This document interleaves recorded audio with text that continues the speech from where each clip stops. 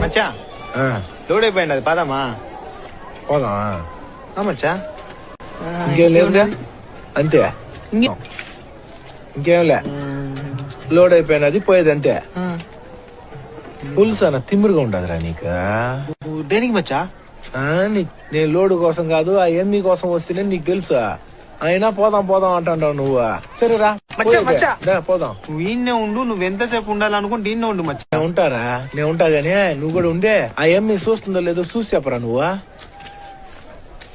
చూసింది మచ్చా బోళ్ళు కడుగుతా నిన్నే చూస్తా ఉండాలి. అవునారా రే నన్ను హ్యాపీ చేసేదానికి అబద్ధం ఆడుతాండవు కదా. అవును మచ్చా.